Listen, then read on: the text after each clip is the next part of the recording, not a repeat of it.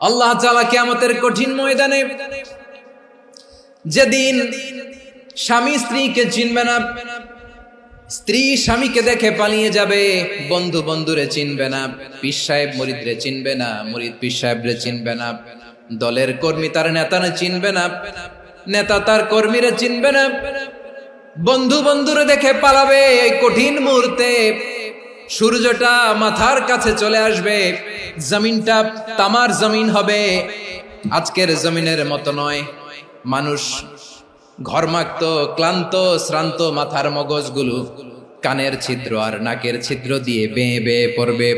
বিশ্বনবী ফরমান, কিয়ামতের ওই কঠিন ময়দানে 7 শ্রেণীর ব্যক্তিকে রব্বুল আলামিন তার আরশের নিচে ছায়া দিবেন। তার মধ্যে প্রথম শ্রেণীর ব্যক্তি হলো ইমামুন আদিল, যে ইনসাফের সাথে বিচার করে, যে জাস্টিস সমাজে সার্ভ করে, যে সুশাসন নিশ্চিত করে, ওই ইমামুন আদিল। আদিল শব্দটা বুঝছেন না? ইন্নাল্লাহা ইয়া'মুরু বিল আদল, পাইছেন? আদিল। 7 শ্রেণীর ব্যক্তিকে আল্লাহ তাআলা সুশীতল আরশের নিচে ছায়া দিবেন, যেদিন তার দেয়া ছায়া ছাড়া কোনো ছায়া থাকবে না। এর প্রথম হচ্ছে ইমামুন আদিল, ন্যায়পরায়ণ শাসক। চিল্লায় বলেন সুবহানাল্লাহ।